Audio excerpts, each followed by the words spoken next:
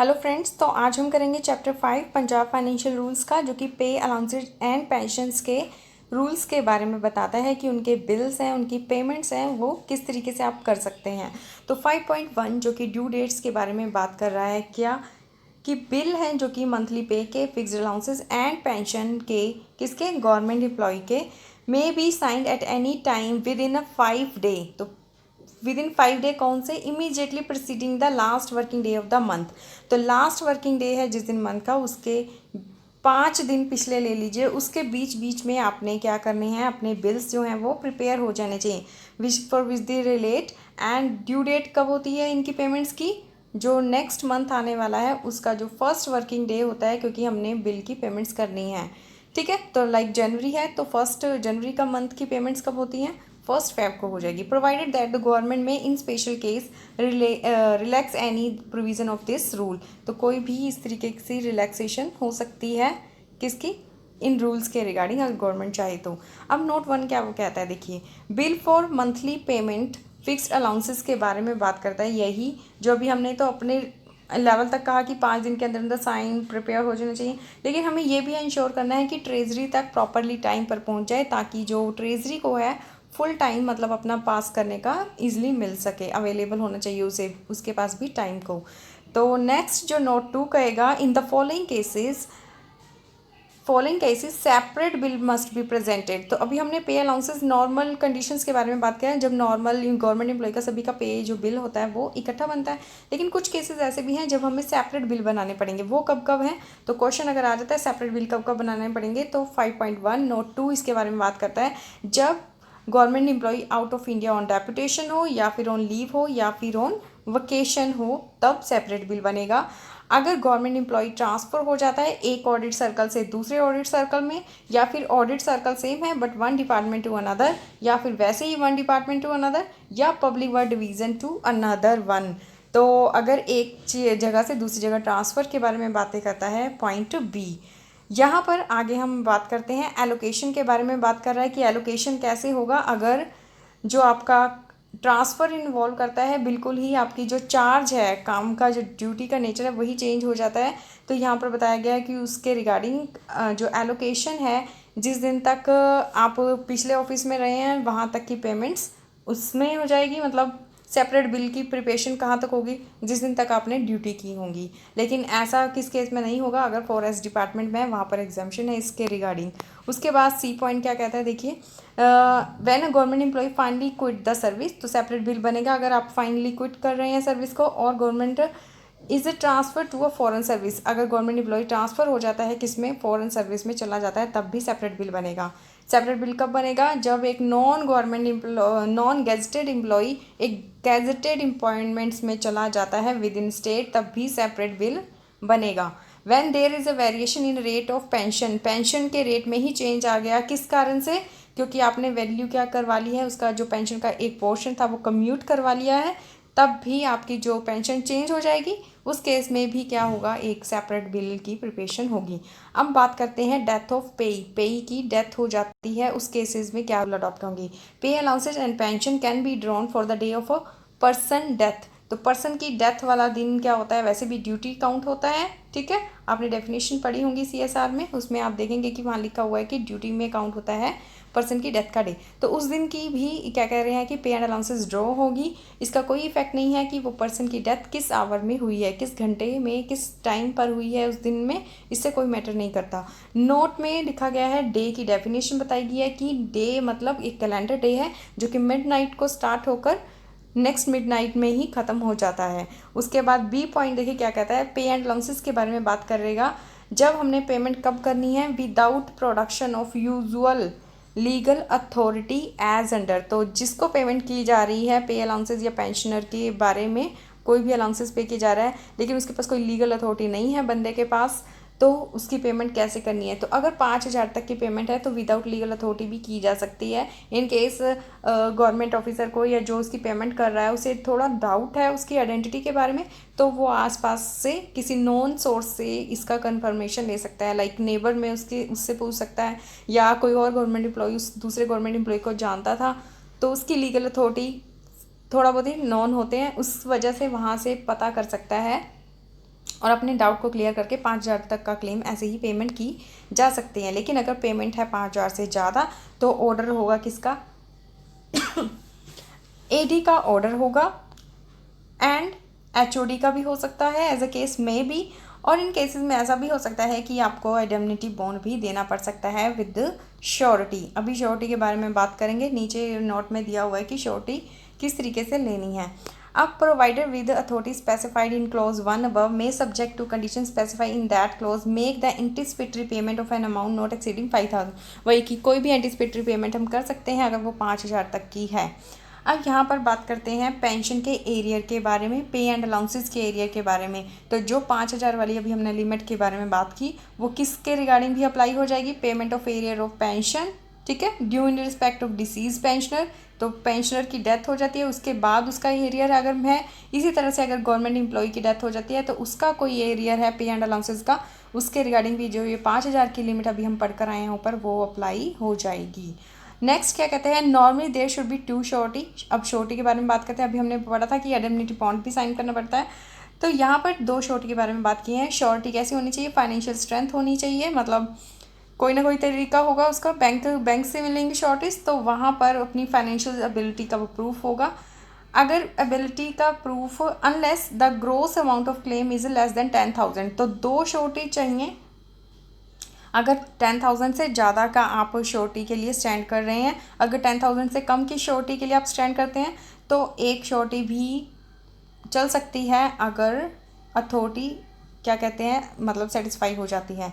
The obligor as एल surety executing the indemnity bond shall have attained the majority. Majority होगी तभी surety और bond की क्या होगी? वैलिडिटी होगी, क्योंकि मेजोरिटी होगी तभी वो लीगली बाउंड हो सकता है। नोट 3 में क्या कहते हैं? नोट 3 कहते हैं कि payment of arrear of pension due to disease may be made to heir nominated provided they apply within 1 year of the death. तो जो भी आपने डिसीज़ के जो डिसीज़ का आगे ईयर होगा उसने जो एरियर का क्लेम करना है, पेंशन का क्लेम करना है, उसे विद इन 1 ईयर कर लेना चाहिए from the death of his death. Case अगर नहीं भी होता तो फिर एजी के थ्रू केस पुटअप होगा, फिर उसके बाद सैंक्शन आएगी कंपिटेंट अथॉरिटी की, उसके बाद पेमेंट्स होंगी। The arrear due in respect of disease pensioner who immediately before his death was paid provisional pension. तो अगर डेथ से पहले पेंशनर को क्या हो रही थी? प्रोविजनल पेंशन पे हो रही थी, उसके रिगार्डिंग कोई एरियर है, ठीक है, तो फाइनल, क्योंकि जब प्रोविजनल पेंशन के बाद फाइनल पेंशन डिसाइड होगी उसके बाद उसका एरियर होगा, उसके ऊपर भी ये सब रूल्स क्या हो जाएंगे? अप्लाई हो जाएंगे। Pensioner allowed to register the name of their heir. तो पेंशनर के पास क्या है? पावर है कि वो अपने जो हियर का नेम क्या है रजिस्टर कर सकते हैं कि उनकी डेथ के बाद किसे पेमेंट हो। डिसबर्सिंग, तो pension disbursing authority through whom the pension is drawn as per the procedure given under. तो नोट 4 में प्रोसीजर दिया गया है कि अगर आप अपने हियर को क्या करना चाहते हैं? ऑथराइज करना चाहते हैं, मतलब रजिस्टर करना चाहते हैं कि डेथ के बाद पेमेंट्स किस तरीके से हो, उसके बारे में ये प्रोसीजर दिया गया। उसके बाद हम पढ़ेंगे इंडेमनिटी बॉन्ड के बारे में थोड़ा सा, कि यहाँ पर किस बारे में बात की गई है कि government employ and pensioner make arrangement with their agent to draw their leave salary vacation pay. तो गवर्नमेंट एम्प्लॉय 5.5 रूल के अंदर एक दूसरे एजेंट को क्या कर सकता है? ऑथराइज कर सकता है, किस लिए? अपनी पेंशन रिसीव करने के लिए। कौन सी लीव सैलरी, कौन सी पेंशन और लीव सैलरी, ठीक है। अगर गवर्नमेंट एम्प्लॉय है तो अपनी लीव सैलरी के बारे में बात कर सकता है, और पेंशन है तो पेंशन के बारे में मेक अरेंजमेंट कर सकते हैं कि वो अपनी कैश जो कि रिसीव करेंगे वो थ्रू एजेंट करेंगे। लेकिन ये कब होता था? जब पेमेंट्स कैश में होती थी। अब कैसे होती है? अब तो सीधा डायरेक्ट अकाउंट्स में आ जाता है, तो ये रूल्स इतना अब एप्लीकेबल नहीं रहता। तो यहाँ पर सिर्फ इसमें इतना बताया गया कि थ्रू एजेंट हो सकता है, और जो एजेंट्स के थ्रू जब हम करवाना चाहेंगे तो एक इंडेमनिटी बॉन्ड होगा, क्योंकि श्योरिटी चाहिए हमें एजेंट के थ्रू। अगर हम किसी को पेमेंट कर रहे हैं तो लॉस को अगर मतलब कवर करना है तो उसके लिए बॉन्ड के बारे में बात की गई है इसके अंदर। उसके बाद लास्ट पे सर्टिफिकेट के बारे में बात की गई है। Last pay certificate for instruction issue by controller auditor general for the preparation of last pay certificate see the subsidiary treasury rule. तो ये जब हम रूल्स के बारे में बात करेंगे तब करेंगे। तो 5.6 कहता है लास्ट पे सर्टिफिकेट के बारे में बात करता है। उसके बाद फंड एंड अदर डिडक्शन, इसके अंदर 5.7 में सिर्फ इतना कहा गया है कि जो ड्राइंग ऑफिसर है उसकी रिस्पॉन्सिबिलिटी है कि कोई भी डिडक्शंस करनी है प्रॉपर कर ली जाए। The responsibility of drawing officer in a matter of noting the proper deduction from pay bill in account of provident fund and other funds. यहाँ पर प्रोविडेंट फंड और फंड के बारे में बात की गई है और इसके अंदर लाइक टैक्सेस के बारे में, जैसे इनकम टैक्स की डिडक्शंस करनी है उसके बारे में बात कर रहा है। तो ड्राइंग ऑफिसर की ये रिस्पॉन्सिबिलिटी बनती है कि प्रॉपर डिडक्शन की जाए। उसके बाद ट्रांसफ़र ऑफ पेंशन के बारे में बात की है कि इन केस एक डिस्ट्रिक्ट से दूसरे ट्रेजरी में अगर ट्रांसफ़र करनी है पेंशनर को तो क्या करना है, ये जो फॉरवर्ड होगा केस एजी पंजाब को फॉरवर्ड होगा, फिर कलेक्टर ऑफ डिस्ट्रिक्ट भी अपना जो पे ऑर्डर है वो एजी को देगा, फिर एजी पंजाब दूसरे स्टेट को एक नोटिफिकेशन देगा, मतलब एक अरेंजमेंट करने के लिए एक कम्युनिकेशन करेगा। तो ठीक है, then AG of who will then address the AG of state concerned to arrange for payment of pension at the treasury at which the payment is desired। तो ठीक है, एजी पंजाब दूसरी ट्रेजरी ऑफ स्टेट को लिखेगा जहाँ से पेमेंट्स को draw किया जाना है। उसके बाद अटैचमेंट के बारे में बोला गया है कि जब कोर्ट केस लग जाता है, ठीक है, गवर्नमेंट एम्प्लॉई के अगेंस्ट और वहाँ से ऑर्डर आ जाता है कि इसकी जो रिकवरी के ऑर्डर आ जाते हैं तो इसको बोलते हैं हमने अटैचमेंट का ऑर्डर आ गया है कि उसकी पे में से या पेंशन में से डिडक्शन की जाए। तो अगर 5.9 रूल कहता है कि when the payment of a government employ is attach by an order of a court of law it shall be the duty of officer receiving the attachment order। तो जिसे ऑर्डर रिसीव हुआ है to see that proper deduction is made in satisfaction of such order from the pay of the government employee concerned to keep a record of such deduction। तो एक तो उसने deduction तो करनी ही करनी है, दूसरा रिकॉर्ड भी मेंटेन करना है। उसके बाद आता है the extent to which the emolument to be deducted, मतलब अब अटैचमेंट तो होगी, अब डिडक्शन के बारे में बात की है तो वहाँ पर कुछ एग्जाम्पशन दी गई हैं कि कहाँ पर अटैचमेंट नहीं हो सकती, वो दी गई हैं section 6 of civil code rule के अंदर, कोड ऑफ सिविल प्रोसीजर 1908 में दी गई हैं। अब यहाँ पर बात करते हैं बी में कि मैक्सिमम उसकी कितनी डिडक्शन हो सकती है। तो हमने ले लेनी है उसकी ग्रॉस इमोल्यूमेंट्स में से हमने अलाउंसेस माइनस कर देने हैं और माइनस कर देना है 1000 डिवाइड कर देना है 3 से। तो ये है फॉर्मूला जो कि अटैचमेंट के बारे में बात करता है कि इतना अमाउंट ही अटैच हो सकता है। तो ये इसलिए है क्योंकि अलाउंसेस तो लिविंग के लिए दिए जाते हैं, दूसरा 1000 का एक मिनिमम अमाउंट को डिडक्ट किया है और उसको 3 से डिवाइड कर दिया, तो इतना इमोल्यूमेंट उसके हम अटैच कर सकते हैं। अब जो इमोल्यूमेंट्स हैं वो किसके ऊपर डिसाइडेड होते हैं, जितना अमाउंट वो एम्प्लॉई अर्न कर रहा है, ना कि किसी भी जो उसके पास नेट बचता है, नहीं, जितनी अमाउंट ग्रॉस अमाउंट पर डिसाइड होता है। ठीक है, तो amount earn the maximum amount attachable by civil code shall be calculated on the amount earn not what remains after satisfying any debt due to the government on account of any advance taken under the rule। ठीक है, तो हमने gross earning per उसकी calculations करनी है।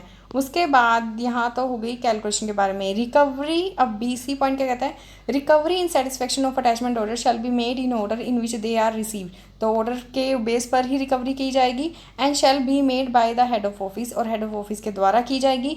उसके बाद अब यहाँ पर क्या इसके अंदर बात कर रहे हैं कि एक अटैचमेंट का ऑर्डर पहले ही चल रहा था, एक आ गया, दूसरा अटैचमेंट भी आ गया, तो उस केस में क्या करना है, तो जितना भी अमाउंट रिकवरी होगी वो किस बेस पर होगी, जो भी हमने मैक्सिमम लिमिट डिसाइड कर लेंगे। ठीक है, मैक्सिमम लिमिट कैसे निकलेगी, जो भी फॉर्मूला दिया था x minus Y minus 3 divide 1000 divide by में 3, तो ये क्या है, मैक्सिमम अमाउंट ऑफ अटैचमेंट हो सकता है।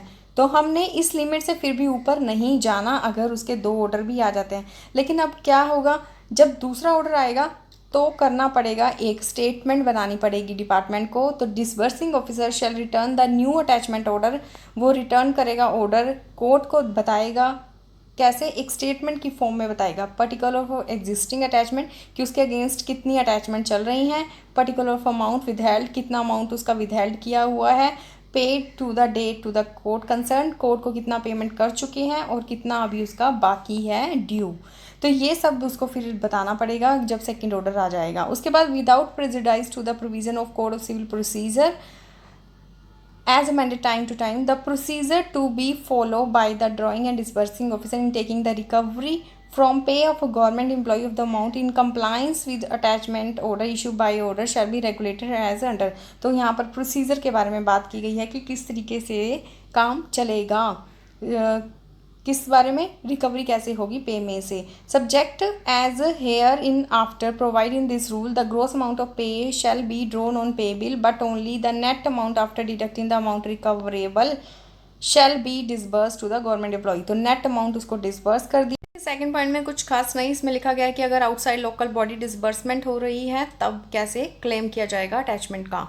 उसके बाद थर्ड कहता है कि in case judgment debtor doesn't sign the acquittance roll and intentionally allow his pay to remain undisbursed in order to wait the payment on account of attachment order। तो मतलब कुछ ऐसा किया जा रहा है कि जो जिसके अटैचमेंट के ऑर्डर आए हुए हैं उसकी जो सैलरी को डिसबर्स ना किया जाए ताकि जो कोर्ट की रिकवरी पेंडिंग रह जाए। ठीक है, तो इस केस में क्या करना है, एचओडी ने क्या करना है, may draw the pay of judgment debtor in satisfaction of government order. तो जो ऑर्डर आया होगा रिकवरी का उतना पे का हिस्सा क्या कर लिया जाएगा, ड्रॉ कर लिया जाएगा और remit the amount to the court concern. तो कोर्ट की पेमेंट तो होनी ही है। उसके बाद आगे क्या कहते हैं, shall be the amount draw under sub rule 2 and 3 में जो भी बात की गई है shall be treated in account in the same way as the leave salary pay drawn by government employ concern. तो हम इसे ऐसे ही ट्रीट करेंगे कि गवर्नमेंट एम्प्लॉय ने ही अपनी सैलरी को ड्रॉ किया है। The particular of attachment order, जो भी ऑर्डर थे, ठीक है, पे बिल के ऊपर पूरा का पूरा स्पेसिफाई किया जाएगा कि कोर्ट के किस ऑर्डर के अगेंस्ट इसकी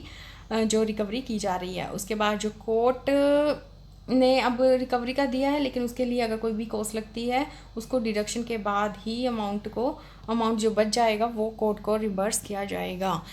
नेक्स्ट है 8th जो इसका पार्ट है वो है procedure for issue of pay etcetera to the member of auxiliary force unit of calling out.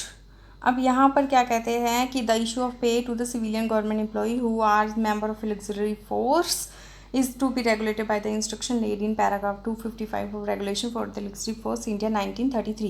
तो ये उसके अकॉर्डिंग रेगुलेट हो जाएगा। 5.11 इसके बारे में बात करता है। उसके बाद ट्रांसफ़र ऑफ चार्ज के बारे में बात करते हैं। ट्रांसफ़र ऑफ चार्ज का क्या है कि अगर एक गवर्नमेंट एम्प्लॉई, ठीक है, ट्रांसफ़र हो जाता है तो उसकी जो ड्यूटी बनती है कि वो उसका जो हैंड ओवर है चार्ज किसी दूसरे पर्सन को जब देकर जा रहा है तो प्रॉपरली देकर जाए। कैसे, देखिए, the transfer of charge following point should be observe. Cash book, ठीक है, acquittance roll, contingent register, imprest account should be close on the date of transfer, a note recorded in it over the signature of both relieved and relieving government employees showing the cash, उसमें कितना cash है आपके पास उस time पर, और cash. उसके बाद impressed balance कितना है, अनयूज चेक कितने पड़े हैं, if any made over and received in transfer by then respectively. तो इसके ऊपर पूरी नोटिंग की जाएगी, कितना कैश है, बैलेंस है, अनयूज्ड चेक है। उसके बाद क्या है, relieving government employee in reporting that the transfer has been completed should bring to the notice anything irregular. अगर उसे पता है कि कुछ इरेगुलर हो रहा था, ऑब्जेक्शनेबल चीज़ें हो रही थी, ठीक है, तो उसके बारे में भी उसे क्या करना है, ऑफिशियली नोटिस में लेकर आना है। He should examine the account, count the cash, inspect the store, count, weigh, measure certain selected articles in order to test the accuracy of returns, ठीक है। He should also describe the state of record, कि किस हालत में है वो record, उसके बारे में भी उसे बताना है। उसके बाद in case of any sudden casualty, अगर मान लीजिए यहाँ तो अभी रिलीविंग को पता है ना जो रिलीव हो रहा है कि उसकी रिलीविंग हो रही है, लेकिन इन केस कैजुअलिटी हो जाती है, उसकी डेथ हो जाती है, तो उस केसेस में क्या करना है, तो जो भी उसका वहाँ पर एम्प्लॉई होगा, सुपीरियर होगा, गेस्टेड एम्प्लॉई नहीं है तो जो भी normal non gazetted employee senior employee होगा उसे यही सब काम खुद से करने हैं, जो भी हम बात करते हैं कैश बुक का सब करना है, ठीक है, इम्प्रेस मनी काउंट करेगा, सब कुछ करने के बाद उसने क्या करना है, he must once report the circumstances to his nearest department superior, obtain the order as cash in hand if any, ठीक है। उसके बाद see the rule 5.49 of the Punjab civil service rule volume 1 part 1 देखा जाए, for the certificate in respect of occupation of government building use as a residence. तो 5th chapter जो है कि CSR का वॉल्यूम 1 पार्ट 1 में बताया गया है बिल्डिंग्स के बारे में, उसकी ऑक्यूपेशन के बारे में। The action should be taken in accordance with 5.49 rule के अकॉर्डिंग रेजिडेंस की जो भी होंगे, जैसे पे एंड अलाउंसेस के बारे में बात की है, वहाँ पे 5.49 में रेजिडेंस के बारे में बात की गई है। तो ये था हमारा चैप्टर 5। होप सो आपको मतलब समझ में आया होगा। इन केस कोई क्वेरी है तो आप कमेंट सेक्शन में लिख सकते हैं, और थोड़ा सा लेट हो गया था इस बार, sorry for that, and keep study and keep sharing my video. Thank you so much for watching my video.